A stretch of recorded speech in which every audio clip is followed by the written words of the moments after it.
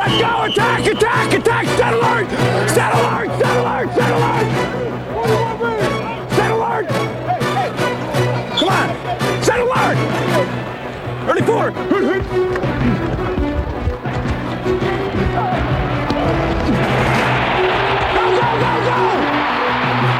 In 1986, Bengal football was characterized by the most exciting offense in the NFL.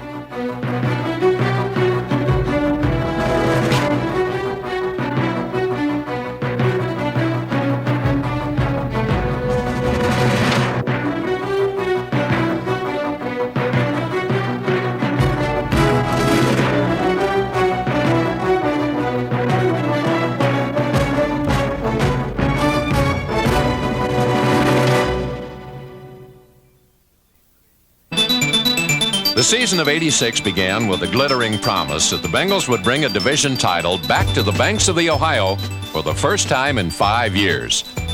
Inside Riverfront Stadium, General Manager Paul Brown, the man with the most distinguished coaching record in football history, combined with the youngest coach in the NFL, Sam Wyche, to assemble a squad capable of challenging anyone in the league. Now, as the '86 season began, Wyche's men had to put what they learned on the practice fields onto the playing field. In the home opener, Boomer Esiason, with the leisurely pocket time he'd enjoy from his offensive line all year, threw for 259 yards and a pair of touchdowns to Eddie Brown, number 81.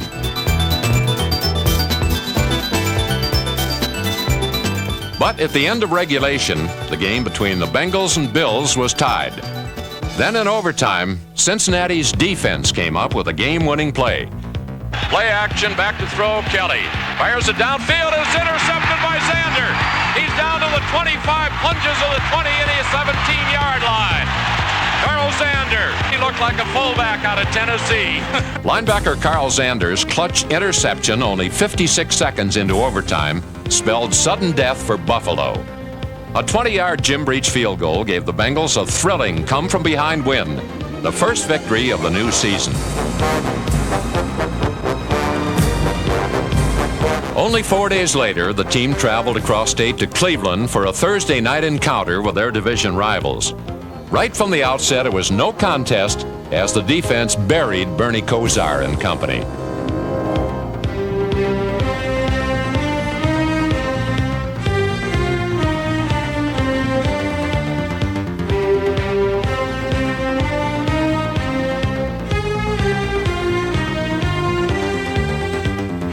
Brown's offense did not score all evening.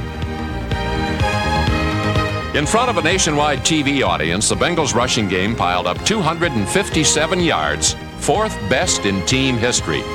Scatback James Brooks gained 118, including this 53-yard run. Contrasted to Brooks' speed and finesse was the bruising power of fullback Larry Kinnebrew, who rushed for 94 yards and 3 touchdowns. It added up to an impressive 30-13 win for Wyche's men and provided the perfect setting for Paul Brown's 500th game in pro football.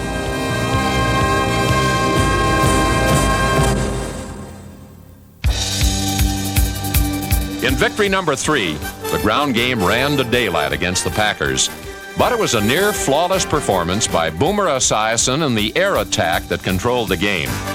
The young quarterback had no interceptions and 3 scoring passes, 2 to number 80, Chris Collinsworth.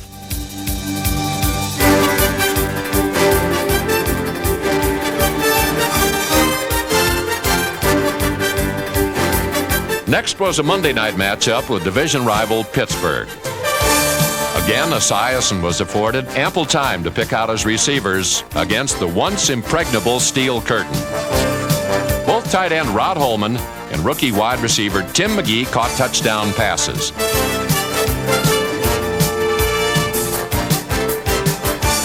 But despite the heroics by Boomer in the attack, this game was won by the special teams on a gutsy trick play. Ed Brady with a good snap, and this time they kind of peel back. He's going to run. He's at the 40-yard line, the 45 to the 50, to the 45 to the 40, and he's going to go all the way. Jeff Hayes out of punt formation runs 56 yards for a touchdown. Bill, I think that was on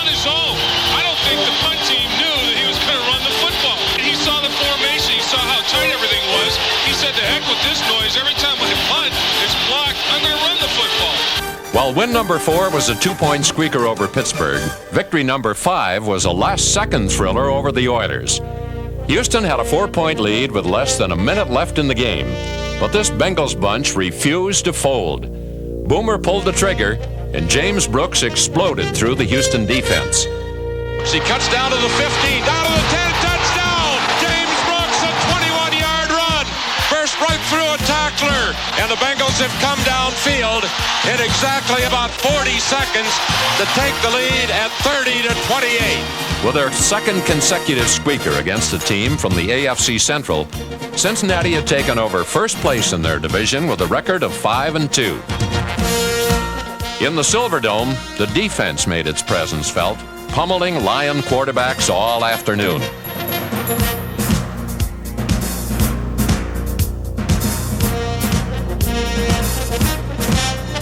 Top draft choice Joe Kelly, number 58, had 4 tackles, a sack, and a key interception that led to a touchdown.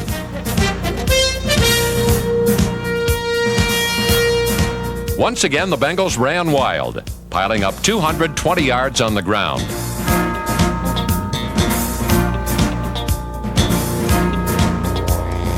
They were paced by James Brooks, 120, including a romp of 54 yards.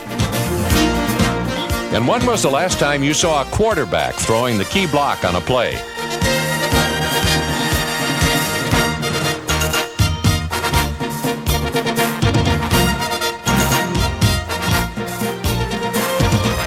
When Larry Kennebrew barged into the end zone with 40 seconds remaining, Cincinnati had win number 6, and with the Oilers up next, a clear shot at the division title.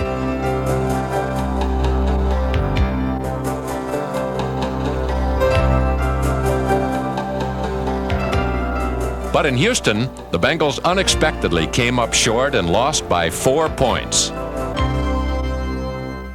34! Set! But Boomer and the Bengals bounced back with a resounding win over the Seahawks. Esiason had a huge day, completing 22 of 33 for 335 yards.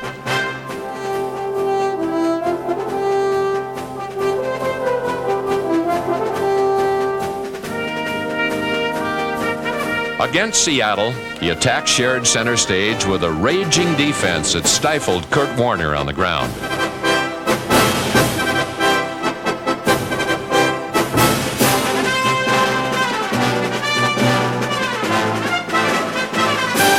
When the Seahawks went to the air, Cincinnati simply picked up the pace.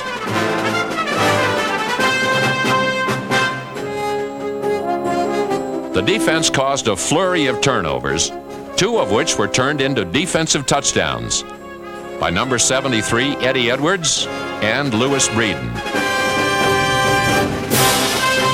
The big win over Seattle brought the Bengals back into first place in the division race.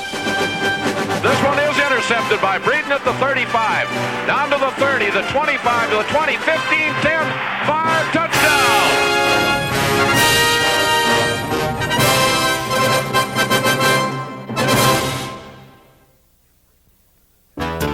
In 3 seasons as head coach, Sam Wyche's offense has rewritten the record book with its never-stop attack.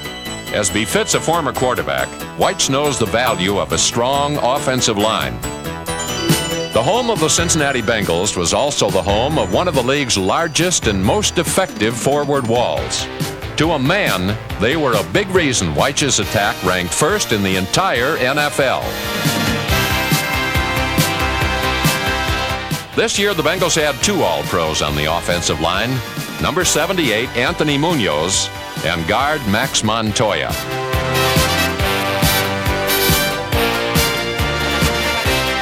Bruce Kozerski, number 64, Joe Walder and Brian Blados, as well as highly regarded center Dave Remington, number 50.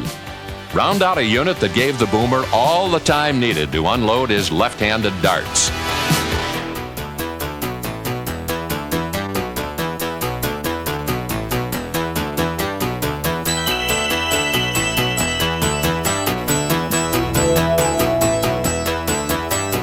Last year, Anthony Munoz had the rare distinction of catching a pair of touchdown passes on tackle-eligible plays.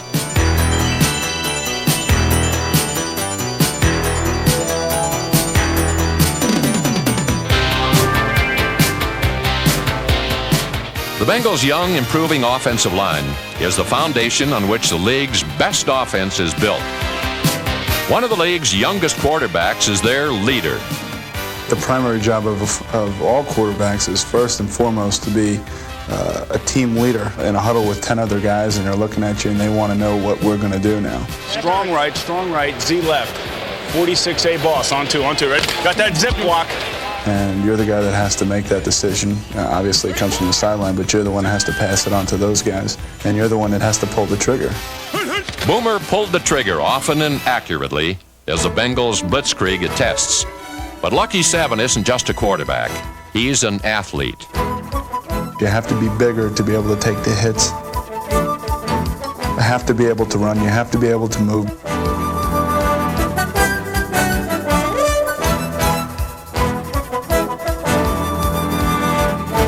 At wide receiver, Esiason chose from 3 #1 draft picks as targets. Veteran Chris Collinsworth is a steady All-Pro. While only in his second season, Eddie Brown, with his 4.4 speed, blossomed into the big play, deep threat that he was drafted to be. Behind this pair waits still another blue chip, speedster Tim McGee, one of the fastest players in the game. In his rookie year, the sprinter from Tennessee learned patience and made his mark on the special teams. He was the league's 4th best kick returner.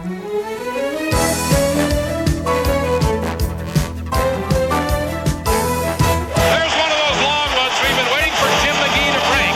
That is a 95-yard kickoff return by Tim McGee, and the Bengals are right back. Number 28, Larry Kinnebrew, personifies power.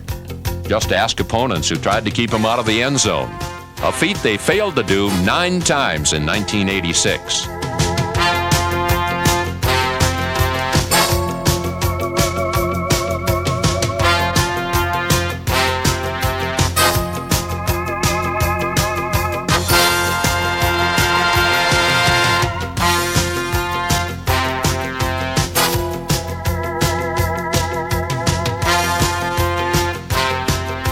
Compared to Kinnebrew's power, number 30, Bill Johnson, was a change of pace at fullback, a player who could break a tackle and get outside for a long gain.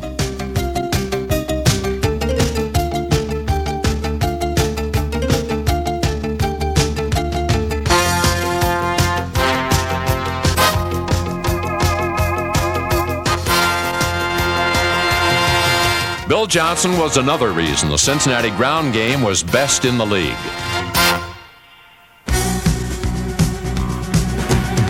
When it came to heroes on offense, there was no one who stood taller than 5'10", 180-pound James Brooks. In his remarkable 1986 performance, Brooks was an All-Pro at blocking, running, and receiving. In his 3rd year with the team, the multi-talented Brooks broke every record any way he could with a whopping 1,773 yards from scrimmage.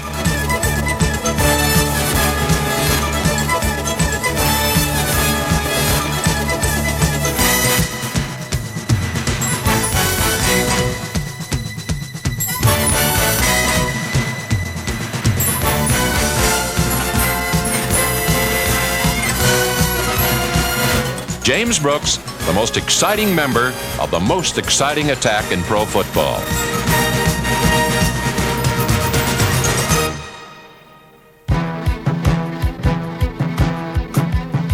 While defense was hardly a team's strong suit, this unit did have its moments.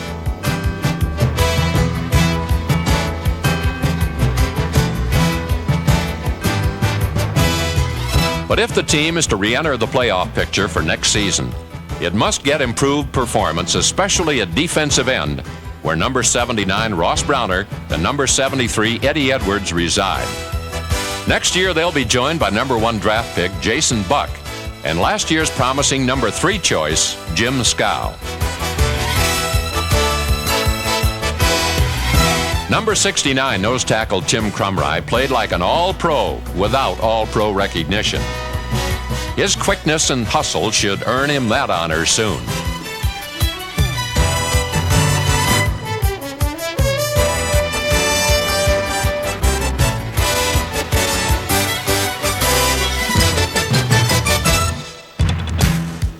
At linebacker, 12-year veteran Reggie Williams is the leader on and off the field. He heads a group of talented youngsters that include last year's top draft pick, Joe Kelly, number 58, who despite a late start, proved he's a top prospect. Joining Kelly in the middle were Leo Barker and Carl Zander, both punishing hitters. In only a second pro season, number 90, Emmanuel King, a former number 1 pick, led the team in sacks with 9.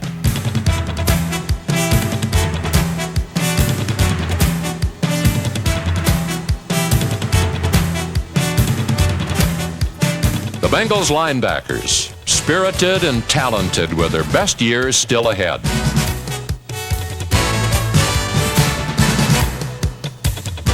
The same can be said for the secondary, where 10-year veteran Louis Breeden had the leadership role.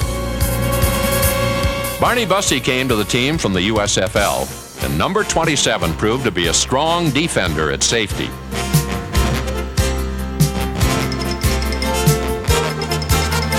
Another rookie, Lewis Billups, number 24, started 12 games at cornerback. But the newcomer who had the biggest impact was the biggest defensive back in the league, strong safety David Fulcher. At 6'3", 228 pounds, Fulcher hits like a linebacker, but has the range of a DB.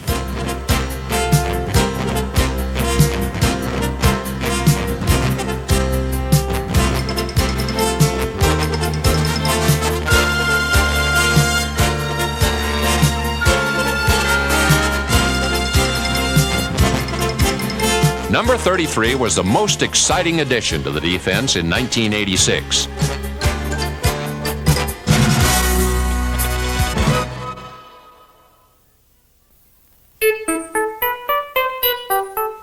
In Week 12, Fulcher and the defense held Minnesota scoreless in the second half.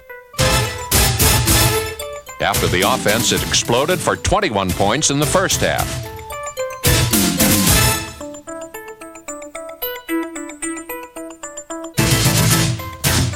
Although the win kept the Bengals in first place, a stormy period followed in which the team lost 2 critical games.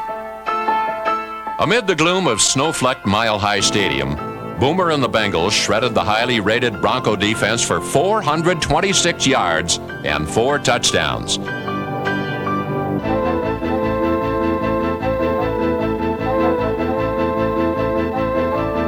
But on this dark day in Denver, a flurry of fumbles saddled Cincinnati with defeat.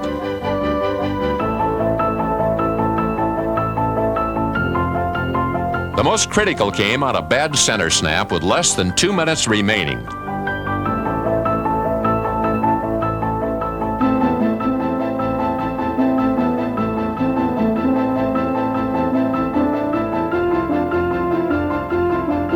The loss to Denver dropped the Bengals into second place behind the Browns in the AFC Central. 2 weeks later, in a Sunday showdown at the riverfront, Cleveland applied the coup de grace.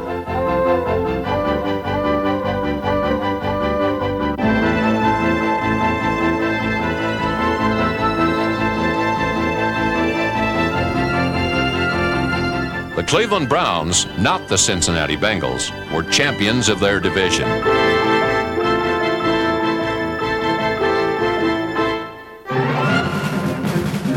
Sandwiched around the 2 defeats were twin victories which accurately reflect the bright future of this team. In Foxborough, Sam Weich watched as his young band of Bengals completely dominated the Patriots.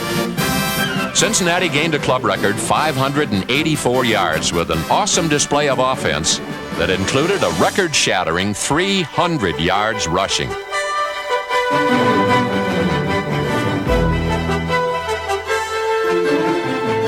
James Brooks led the assault with 163 yards, and Stanley Wilson with 120 was close behind. Both backs pulled off 50-yard touchdown runs. It's 3rd and 2. Handoff is Stanley Wilson. He has it. Breaks into the clear.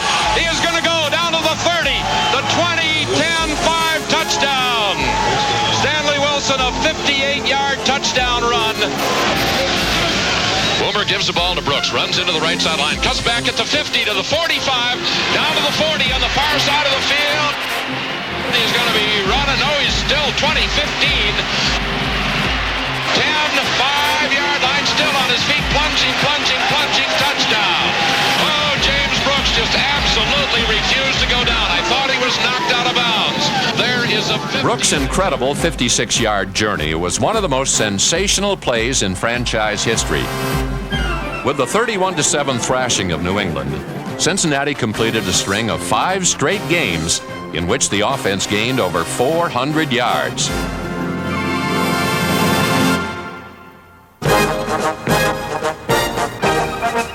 The most impressive win of the year came in the season's final game. The playoff-bound Jets could only watch helplessly as the Cincinnati defense dismantled their offense.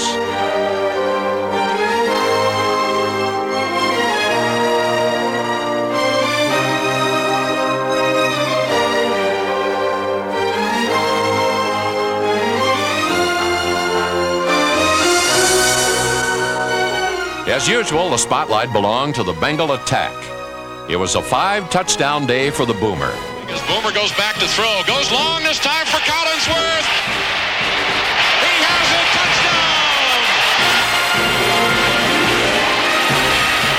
Boomer back to throw. Quick shot to Collinsworth, touchdown! A quick slant, and he beat Russ Carter.